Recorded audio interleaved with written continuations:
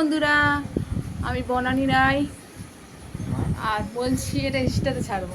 বনানী রায় আমি দেখো স্কুল থেকে দিয়েছে, সকাল থেকে সবাই নিয়ে ফেললাম, টাইম পেলাম তোমাদের সামনে আসার জন্য।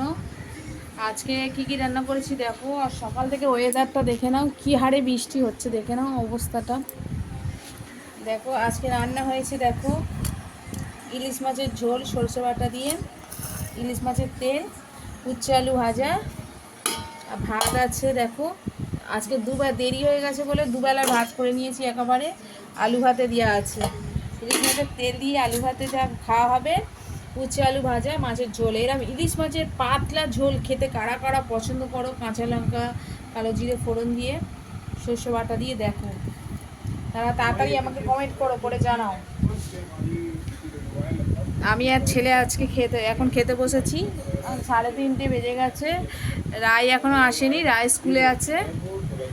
আজকে ছেলে স্কুল থেকে ফুটবল খেলা, ওই জন্য ওকে আর পাঠাইনি, বলি সেই টিফিনে ছুটি দিত বলতে বাড়ি আসতো না, ওখান থেকে মাঠে নিয়ে চলে যেত, ওই কেস ড্রেস সব কাদায় কাদা করে আসতো, ব্যাগ ট্যাগ সব। আমি ওই জন্য বলি আজকে যেতে হবে না, আজকে যাইনি, আমি গেছি, আমার দরকার ছিল স্কুলে যাওয়ার। ও যে মাধ্যমিকের যে রেজিস্ট্রেশন হবে, সে ফটো, গার্জেনের সাইন, আধার কার্ড, এগুলো দরকার ছিল। আমি গেছিলাম রায়কে স্কুলে দিয়ে, ওর স্কুল থেকে ঘুরে ওই কাজটা মিটিয়ে। আর এই যে প্রজেক্টগুলো দেখছো, এই প্রজেক্টের খাতাগুলো স্কুল থেকে কিনে বাজার করে বাড়ি এসেছি 12:30। তারপরে এসে কাঁচা হয়েছে, চান হয়েছে, রান্না হয়েছে। আর ইলিশ মাছ দোকানে এত ভিড় এত ভিড়, আমি একটু মাছ আপনার কাটতে হবে না, আপনি দিয়ে দিন, আমি বাড়ি থেকে কেটে নেবো। এসে ট্যাংরা মাছ এনেছিলাম, চিংড়ি এনেছি, ওগুলো কেটে ভেজে ফ্রিজে রেখে দিয়েছি, আর ইলিশ মাছটা ভেজে তরকারি করেছি।